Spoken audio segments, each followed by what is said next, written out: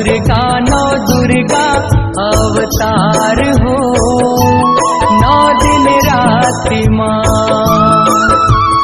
9 दुर्गा अवतार हो, 9 दिन राति माँ।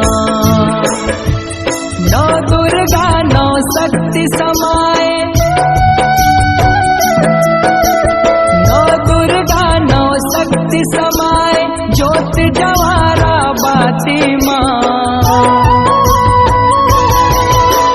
9 दुर्गा अवतार हो, 9 दिन राति माँ।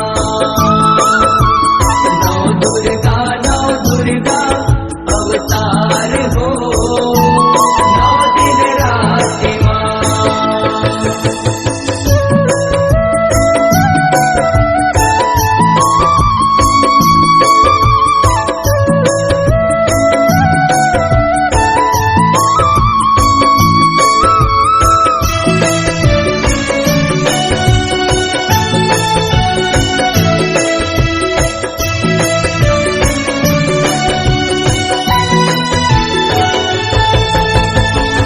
कलसा 9 दिन बस जाए, माता जगला रचाए। पूजा पाठ विधि नेम धेम ले, भगतन श्रद्धा लमाए। भगतन श्रद्धा लमाए, उदाई भगतन श्रद्धा लमाए। गाँव गली हर सरग बरोबर, निस दिन सेवा बजाए। आंगा माड़िया गोड़ी न गढ़िया, देवन पाठ दबाए। देवन पाठ दबाए, उदाई देवन पाठ दबाए। तोर भगत जस पचरा गाए, तोर भगत जस पचरा गाए। सुमिर दिन और राति माँ। 9 दुर्गा अवतार हो, 9 दिन राति माँ। 9 दुर्गा अवतार हो, 9 दिन राति माँ।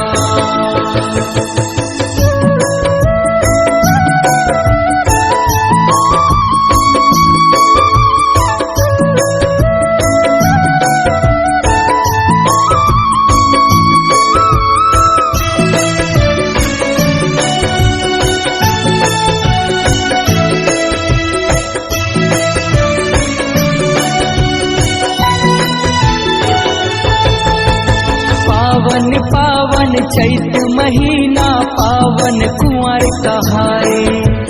हरियर धरनी करे अगुवानी, माता चरण लमड़ाए। माता चरण लमड़ाए, धरामा माता चरण लमड़ाए। 10 दिशा पर 10 महाविद्या, फूल 10 मत मजनाए। 4 आचारी शुद्ध विशुद्ध ले, देहरी शुद्ध बनाए। देहरी शुद्ध बनाए, उदाई देहरी शुद्ध बनाए। कुम्हरा बपरा के सुघर गढ़ना, कुम्हरा बपरा के सुघर गढ़ना। मोहनी मूर्तिया माटी माँ। 9 दुर्गा अवतार हो, 9 दिन राति माँ। 9 दुर्गा अवतार हो, 9 दिन राति माँ।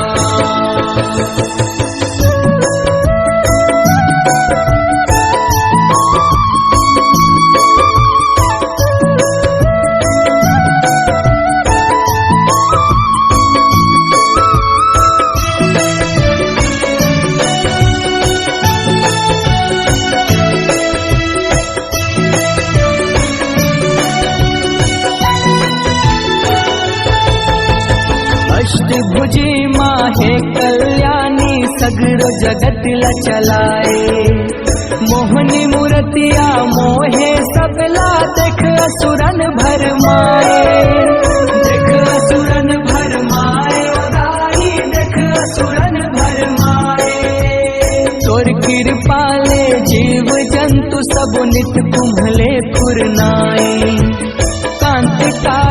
पाँव पखारे साहिल शीस नवाए, भगतन शीस नवाए उदाई भगतन शीस नवाए।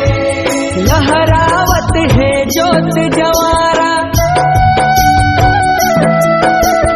लहरावत है ज्योत जवारा, सरधा दियना बाती माँ। नौ दुर्गा अवतार हो, 9 दिन रात माँ। नौ दुर्गा अवतार हो, 9 दिन रात माँ। 9 दुर्गा 9 शक्ति समाए, 9 दुर्गा 9 शक्ति समाए, ज्योत जवारा बाती माँ। 9 दुर्गा अवतार हो, 9 दिन रात माँ। 9 दुर्गा